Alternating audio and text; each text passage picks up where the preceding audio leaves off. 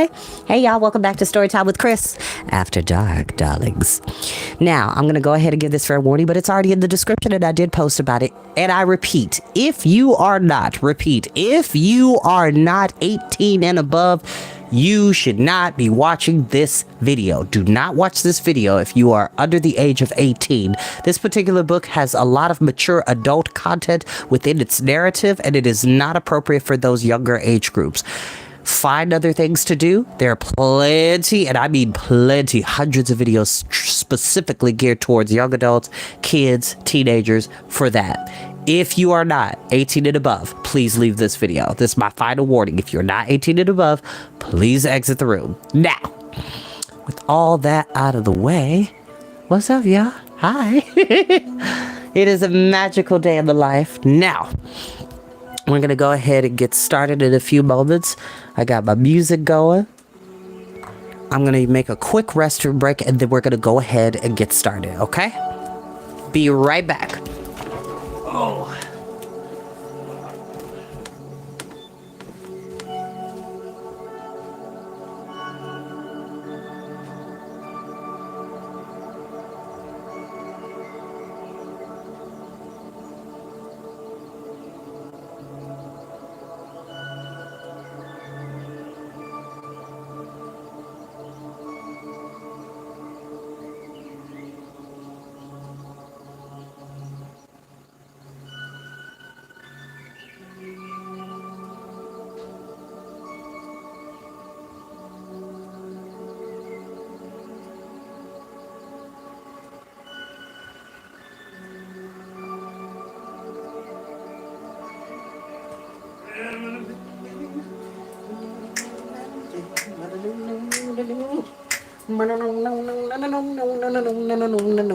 Wait a minute, I need a cup of water, baby. Wait a minute, I need something to refresh myself. Wait a minute, I need a cup of water, baby. Need that H2O so I can keep going. So I need that water, baby.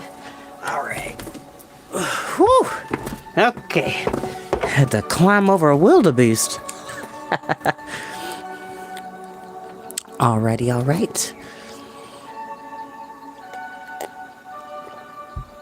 When we were last here, we actually got a very hilarious scene with Bach meeting up with Galinda and Elphaba, considering he's on the male dormitory side of Shiz University and they are typically on the female side, and Elphaba has a bet and she's like, oh yeah, y'all should totally hang out and talk, and I'm gonna just watch the show and let all the bridges burn. But then it actually turns out to be a really positive venture where Bach and Galinda correspond slowly but surely, but it's painfully obvious that she's not at all really interested or invested in Bach. She's just entertaining his notion of quote-unquote friendship. So we're going to go ahead and get started.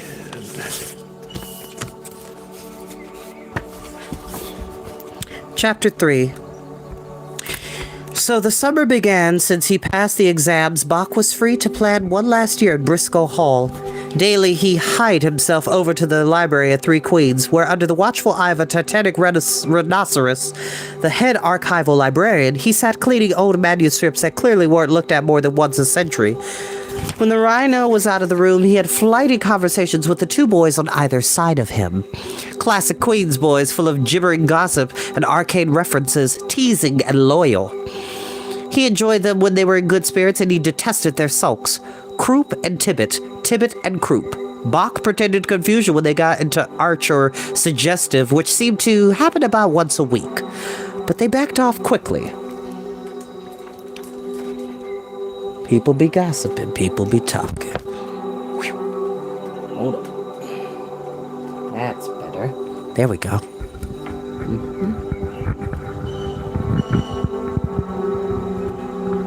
Nice.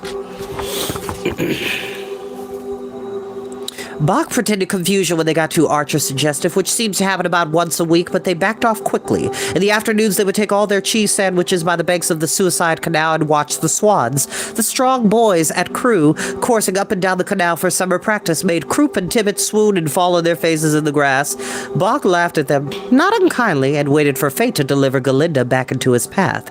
It wasn't too long a wait, and about 3 weeks after their vegetable garden liaison on a windy summer morning, a small earthquake caused some minor damage in the Three Queens library, and the building had to be closed for some patching.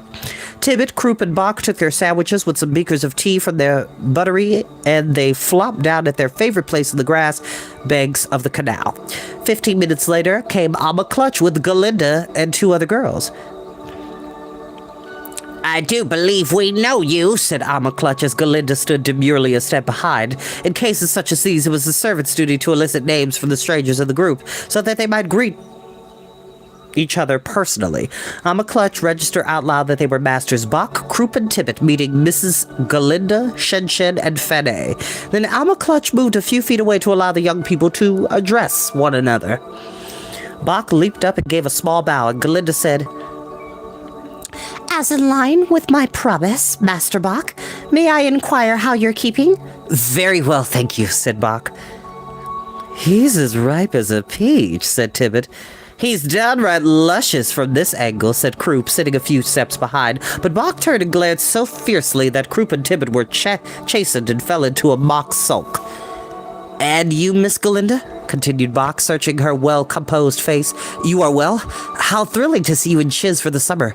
But that wasn't the right thing to say. The better girls went home for the summer, and Galinda, as a Gilliganese, must feel it deeply, that she was stuck here like a Munchkinlander or a commoner.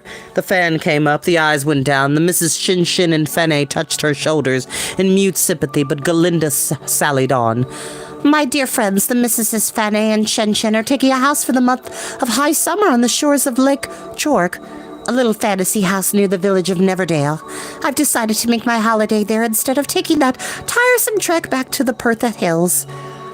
How refreshing. He saw the beveled edges of her lacquered fingernails, the moth-covered eyelashes, the glazed and puffed softness of cheek, the sensitive tuck of skin just at the cleft of her upper lip. In the summer morning light, she was dangerous and exuberantly magnified. "Steady," said Croup, and he and Tibbet jumped up and they each caught Bach by an elbow. He didn't remember to breathe. He couldn't think of anything else to say, and Amma Clutch was turning her handbag around and around in her hands. "So we've got jobs," said Tibbet to the rescue. "The Three Queens Library, we're housekeeping the literature. We're the cleaning maids of culture. Are you working, Miss Galinda?" "I should think not," said Galinda. "I need rest from my studies. It's been a harrowing year. Harrowing. My eyes are still tired from reading."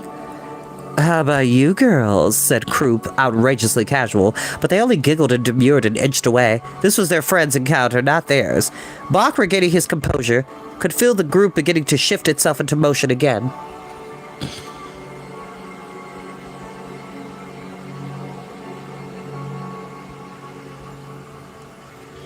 "And Miss Elfie," he inquired, to hold them there, "how's your roomie?" "Headstrong and difficult," said Galinda severely, for the first time speaking in a normal voice, not that faint social whisper. "But thank Lurleen, she's got a job, so I get some relief. She's working in the lab in the library under our Dr. Dillamond. Do you know of him?" "Dr. Dillamond? Do I know of him?" said Bach. "He's the most impressive biology tutor in Chiz." "By the by," said Galinda, "he's a goat," with a capital G, because any animals with a capital A typically are the ones that are quite intelligent, sentient, and are able to walk and talk like we do.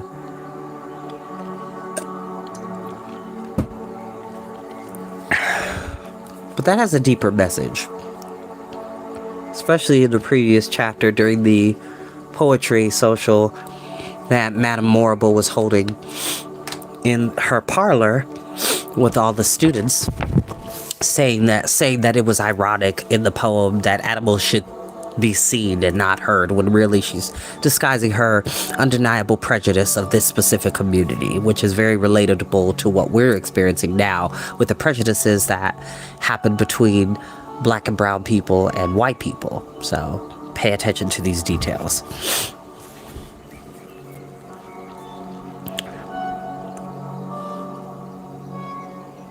Yes, I wish he would teach us. Even our professors acknowledge his prominence. Apparently years ago, back in the reign of the Regent and before, he used to be invited annually to lecture at Briscoe Hall, but the restrictions changed even that, so I've never really met him. Just to see him at that poetry evening last year so briefly was a treat. Well, he does go on, said Galinda. Brilliant he may be, but he has no sense of when he's being tedious. Anyway, Miss Elfie's hard at work doing something or other. She'll go on about it, too. I think it's contagious. Well, a lab. It breeds things, said Croup. Yes, said Tibbet. And incidentally, may I add that you're every bit as lovely as Bach gushes you are. We didn't put it down to an overactive imagination born of affectional and physical frustration. You know, said Bach, between you, Miss Elfie, and my erstwhile friends here, we have no real hope of friendship at all. Shall we organize a duel and kill each other instead? Cut off 10 paces, turn, and shoot? It would save so much bother. But Galinda didn't approve of such joking. She nodded in a dismissive way, and a group of females moved out along the graveled path following the curve of the canal. Miss Shinshin was heard to say in a deep, breathy voice, "Oh, my dear, he is sweet in a toy-like way." The voice faded out. Bach turned to rail at Croup and Tibbet, but they fell to tickling him, and they all collapsed in a heap on the remains of their lunch. And since there was no hope in changing them, Bach abandoned the impulse to correct his friends. Really, what difference did their callow banter make if Miss Galinda found him so impossible? A week or two later on this afternoon, Bach took himself to Railway Square. He lingered at a kiosk, staring. Cigarettes, ersatz love charms, naughty drawings of women undressing, and scrolls painted with lurid sunsets overladen with one-line inspirational slogans. Lurleen lives on within each heart. Safe keep the wizard's laws, and the wizard's laws will keep you safe. I pray to the unnamed god that justice will walk abroad in Oz. Bach noted the variety, the pagan, the authoritarian, and the old-fashioned unionist impulses, but nothing directly sympathetic to the royalists who had gone underground in the 16 harsh years since the wizard had first wrested power from the Ozma regent. The Ozma line had been Gilliganese originally, and surely they were active pockets of resistance to the wizard, but Gilligan had in fact thrived under the wizard, so the royalists kept mum. Besides, everyone had heard the rumors of strict court action against turncoats and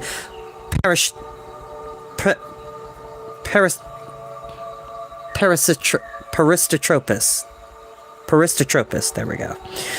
Bach bought a broadsheet published out of the Emerald City, several weeks old, but it was the first he had seen in some time. And he settled down at a cafe. He read about the Emerald City Home Guard suppressing some animal dissenters who were making a nuisance of themselves in the palace gardens. He looked for news of the provinces and found a filler about Munchkinland, which continued experiencing near drought conditions. Occasional thunderbursts would drench the ground, but the water would run off or sink uselessly into the clay. They said that hidden subterranean lakes underlay the Vincus region, that water resources that could serve the whole of Oz. But the idea of a canal system across the entire country made everyone laugh. The expense! There was great disagreement between the eminences and the Emerald City as to what was to be done. Secession, thought Bach seditiously, and looked up to see Elphaba alone, without even a nanny or Amma standing over him. What a delicious expression you have in your face, Bach, she said. It's much more interesting than love. It is love, in a way, said Bach, then remembered himself and leaped to his feet. Won't you join me? Please take a seat, unless you're worried about being unchaperoned. She sat down, looking a bit etiolated, and allowed him to call for a cup of mineral tea. She had a parcel in brown paper and string under her arm. "A few trinkets for my sister," she said. "She's like Miss Galinda. She loves the fancy outside of things. I found a Vincus shawl in the bazaar, red roses on a black background with black and green fringe. I'm sending it to her, and a pair of striped stockings that Amma Clutch knitted for me." "I didn't know you had a sister," he said. "Was she in the playgroup we were in together?" "She's 3 years younger," Elphaba said. "She'll come to Crage Hall before long." "She as difficult as you are?" "She's as difficult in a different way. She's crippled, pretty severely, is my Nessa Rose. So she's a handful. Even Madame Morrible doesn't quite know the extent of it, but by then I'll be a third-year girl and will have the nerve to stand up to the head, I guess. If anything gives me nerve, it's people making life hard for Nessa Rose. Life is already hard enough for her." "Is your mama raising her?" "My mother is dead. My father is in charge, nominally." "Nominally? He's religious, said Elphaba, and made the circling palms, gesturing that indicate you could grind millstone against millstone all you liked, but there wasn't any kern in the land that could produce flour if there was no grain to grind. It sounds very hard for you all. How did your mama die? She died in childbirth, and this is the end of the personal interview. Tell me about Dr. Dillamon. I hear you're working for him. Tell me about your amusing campaign for the heart of Galinda, the Ice Queen. Bach really wanted to hear about Dr. Dillamon, but was derailed by Elphaba's mark. I will keep on, Elfie, I will. When I see her, I'm so smitten with longing. It's like fire in my veins. I can't speak, and the things I think about are like visions. It's like dreaming. It's like floating in your dreams. I don't dream. Tell me, is there any hope? What does she say? Does she even imagine that her feelings for me might change? Elphaba sat with her 2 elbows on the table, her hands clasped in front of her, her 2 forefingers leaning against each other and against her thin, grayish lips. You know, Bach, she said, the thing is, I've become fond of Galinda myself. Behind her starry-eyed love of herself, there is a mind struggling to work. She does think about things when her mind is really working. She could, if led, think on you. Even I suspect somewhat fondly. I suspect. I don't know. When she slides back into herself, I mean into the girl who spends 2 hours a day curling that beautiful hair, it's as if the thinking Galinda goes into some internal closet and shuts the door. Or as if she's in hysterical retreat from things that are too big for her. I love her both ways. But I find it odd. I wouldn't mind leaving myself behind if I could, but I don't know how the way out. I propose you're being hard on her, and you're certainly too forward, said Bach sternly. Were she sitting here, I think she'd be astounded to hear you speak so freely. I'm just trying to behave as I think a friend should behave. Granted, I haven't had much practice. Well, I question your friendship with me if you consider Miss Galinda your friend too, and if that's how you tear a friend apart in her absence. Though Bach was irritated, he found that this was a more lively discussion than the conventional banter he and Galinda had so far exchanged. He didn't want to burn Elphaba off with criticism. I'm ordering you another mineral tea, he said in an authoritative voice. His father's voice, in fact, and you can tell me about Dr. Dillamond.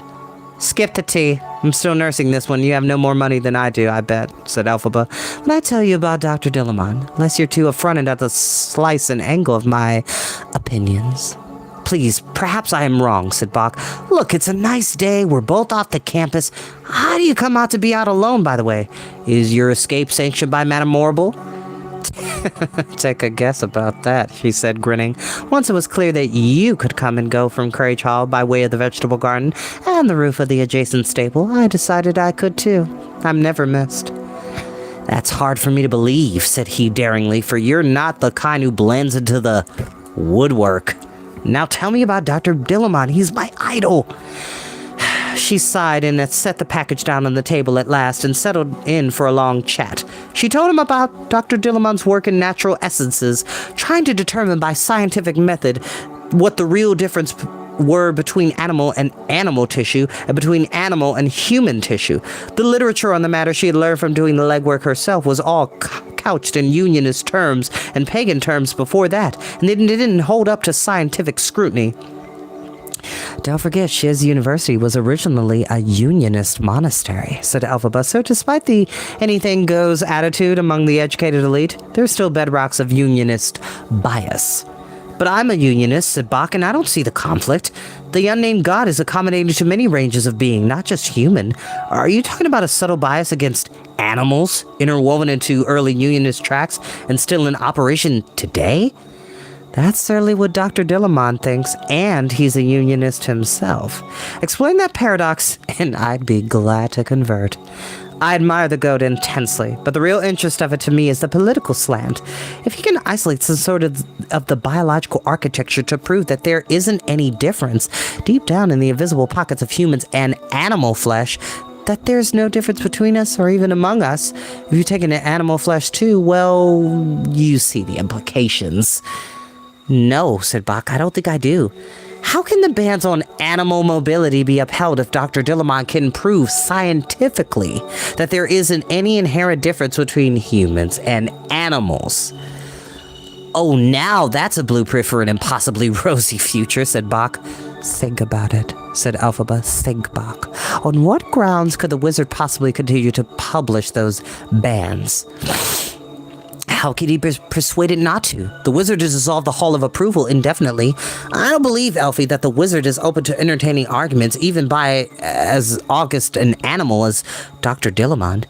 But of course he must be. He's a man in power. It's his job to consider changes in knowledge. When Dr. Dillamond has his proof, he'll write to the wizard and begin to lobby for change.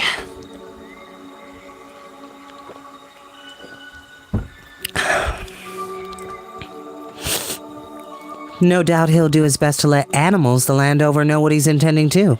He isn't a fool. Well, I didn't say he was a fool, said Bach, but how close do you think he is to getting firm evidence? I'm a student handmaid, said Elphaba. I don't even understand what he means. I'm only a secretary, an amnuis. You know he can't write things himself. He can't manage a pen with his hooves. I take dictation and I file and dash to the Craig Hall Library and look things up. Briscoe Hall Library would be a better place to hunt for that kind of material, said Bach. Even Three Queens, where I worked this summer, has stacks of documents from the monk's observations of animal and vegetable life. I know I'm not traditionally presented, said Elphaba, but I believe on the grounds of being a girl, I'm excluded from the Briscoe Hall Library, and on the grounds of being an animal, so too now at least is Dr. Dillamond, so those valuable resources are off limits to us.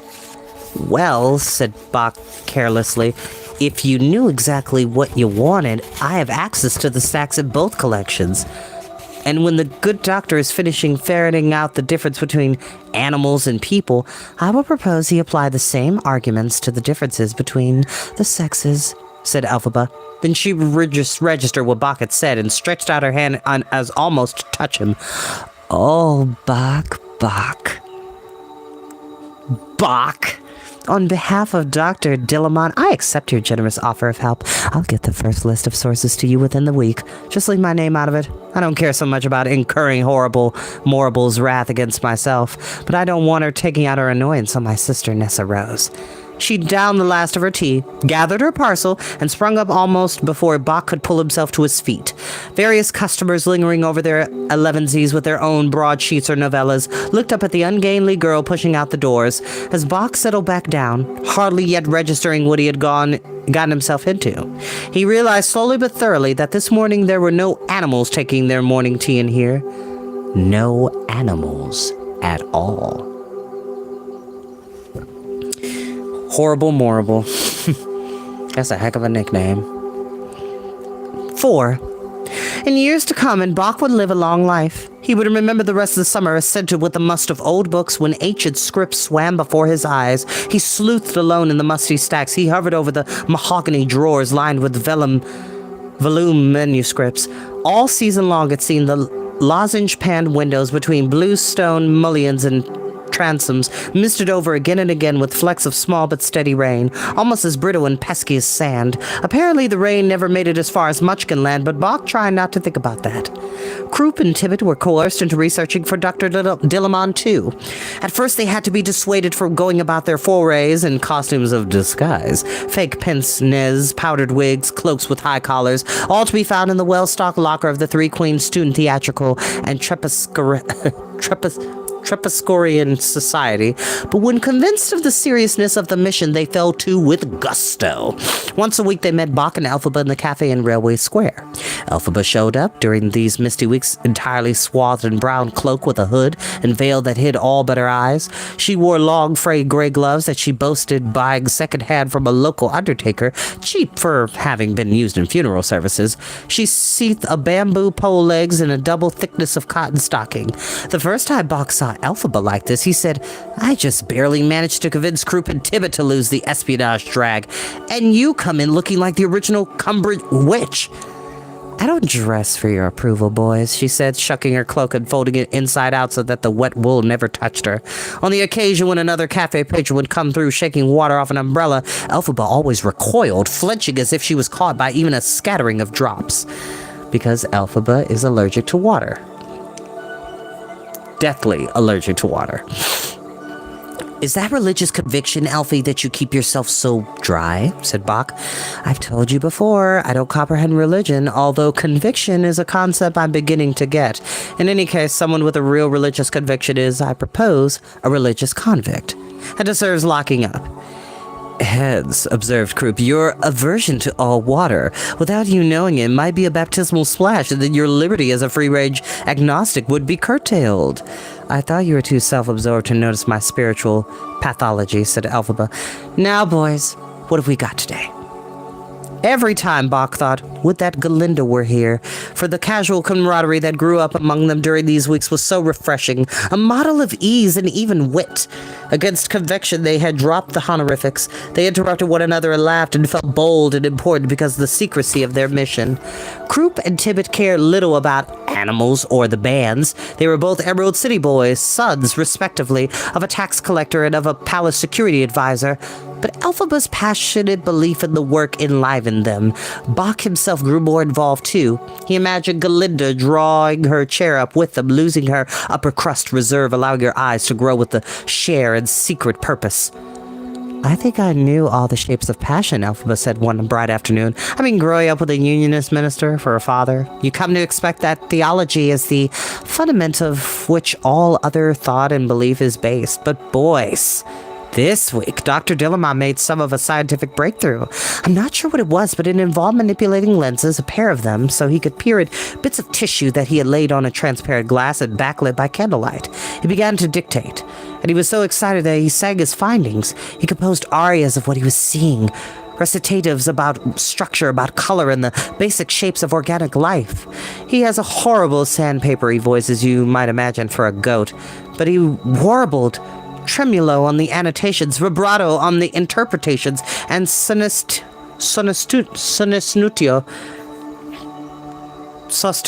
there we go, on the implications.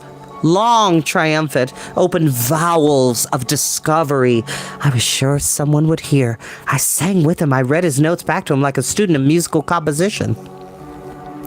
The good doctor was emboldened by his findings, and he required that their digging become more and more focused. He did not want to announce any breakthroughs until he had figured out the most politically advantageous way to present them. Toward the end of the summer, the push was to find Lurlinist and early Unionist disquisitions on how not a matter of uncovering a scientific theory by a pre-scientific company of Unionist monks or pagan priests or priestesses, explained Elphaba. But Dr. Dillamont wants to authenticate the way our ancestors thought about this. The wizard's right to impose unjust laws may be better challenged if we knew how the old codgers explained it to themselves. It was an interesting exercise. To one another or another, we all know some of the origin myths that predate the Oziad, said Tibbet, throwing his blonde bangs back with a theatrical flourish. The most coherent one has our dear putative fairy queen Lurleen on a voyage. She was tired of traveling in the air. She stopped and called for the desert sands, a font of water hidden deep beneath the earth's dry dunes. The water obeyed, and in such abundance that the land of Oz and all its fertile variety sprang up almost instantly. Lurleen drank herself into a stupor and went for a long rest on the top of Mount Runcible. When she awoke, she relieved herself copiously, and this became the Gillikin River, running through the vast tracts of the great Gillikin forest and skirting through the edges of the Vinkus and coming to a stopwater at Restwater. The animals were treculous and thus of a lower order than Lurleen and her retinue. Don't look at me like that. I don't know what that word means. I looked it up. It means living on or near the ground. The animals had come into their being as rolled clots of earth dislodged from the exuberant plant growth. When Lurleen let loose, the animals thought that the raging stream was a flood sent to drown their fresh new world, and they despaired of their existence. In a panic, they flung themselves into the torrent and attempted to swim through Lurleen's urine. Those who became intimidated and turned back remained animals, beasts of burden, slaughtered for flesh, hunted for fun, counted as profit, admired as innocent. Those who swam on and made it to the farther shore were given the gifts of consciousness and language. What a gift to be able to imagine your own death, muttered Croup. Thus, animals, conviction, as long ago as history can remember, divides the animals and animals. Baptism by piss, said Elphaba. Is that a subtle way both to explain the talents of animals and to degenerate them at the same time? But what of the animals who drowned? Asked Bach. They must have been the real losers. Or the martyrs. Or the ghosts who live underground now and stop up the water supply so the fields of Muchgalad dry up today. They all laugh and had some more tea brought to the table. I found some late scriptures with a more unionist slant, Bach said. They tell a story that I guess would be derived from the pagan narrative, but it has been cleaned up some. The flood, occurring sometime after creation and before the advent of humankind, wasn't a massive piss by Lurleen, but the sea of tears wept by the unnamed god on the god's only visit to Oz. The unnamed god perceived the sorrow that would be overwhelmed the lad throughout time and bawled in pain. The whole of Oz was a mile deep in saltwater tides. The animals kept afloat by means of the old odd log, the uprooted tree. Those who swallowed enough of the tears of the unnamed god were imbued with the fulsome sympathy for their kin. They began to construct rafts from the flotsam. They saved their kind out of mercy, and from their kindness it became a new sentient lot. The animals. Another kind of baptism from within, said Tibbet. Ingestion. I like it. But what of the pleasure fates, said Kroop? Can a witch or a sorceress take an animal and through a spell create an animal? Well, that's the thing I've been looking into, said Alphaba. Pay attention. This detail is important for later on because it does come back around. It's the idea that can a witch or sorcerer or sorceress, by usage of a spell, give an animal the ability to be an animal. The pleasure faithers, the Pafathers, say that if anything, Lurleen or the unnamed god could have done it once, magic could do it again. They even hint that the original distinction between animals and animals was a Cumbric witch spell, so strong and enduring it was never worn off. This is a dangerous propaganda. Malice incarnate. No one knows if there's such a thing as a Cumbric witch, let alone if there ever was. Myself, I think it's a part of the Lurlinus cycle that's gotten detached and developed independently. Errant nonsense. We have no proof that magic is so strong. We have no proof that God is so strong, interrupted Tibbet. What strikes me being as good as argument against God as it is against magic, said Alphaba, but never mind that. The point is, if it is an enduring Cumbric spell centuries old, it may be reversible, or it may be perceived to be reversible, which is just as bad. In the interim, while sorcerers are at work experimenting with charms and spells, the animals lose their rights one by one, just slowly enough so that it's hard to see as a coherent political campaign. It's a dicey scenario and one that Dr. Dillamon hasn't figured out. At this point, Elphaba hitched the bird-nosed part of her cloak up over her head and disappeared into the shadows of its fold. What? Said Bach, but she put a finger to her lips. Kroop and Tibbet, as if on cue, launched into some silly banter about their professional goals of being abducted by pirates of the desert and made to dance the fandango dressed only in slave shackles. Bach saw nothing amiss. A couple of clerks reading the racing forums, some genteel ladies with their lemonades and novellas, a TikTok creature buying coffee beans by the pound, a parody of an old professor figuring out some theorem by arranging and rearranging some sugar cubes along the edge of his butter knife. A few minutes later, Elphaba relaxed. That TikTok thing works at Grage Hall. I think it's called Grammatic. Usually it shadows Madame Morrible like a lovesick puppy. I don't think it saw me. But she was too jittery to continue the conversation, and after she made sure that next assignments were clear, the crew disbanded into the misty streets. And that is where we will end for tonight. I hope you all enjoyed this reading. Let's talk about a couple of things. So, TikToks, not like the app, but in the concept of Oz, and in the original Oz books from the 1900s all the way up until the 1930s, L. Frank Baum created these beings called TikTok beings. So they're basically Oz's answers to robots or androids. They're basically brass or bronze covered metal helpers that just go around and make things better. And they have a time limit of how long they can move about and have intelligence and sentience because they're a TikTok creature. So they're wind-up toys, basically. Life-size wind-up toys that do what they're told. Whether it's reconnaissance, whether it's research, whether it's murder. And I'll see you all next time. Bye-bye.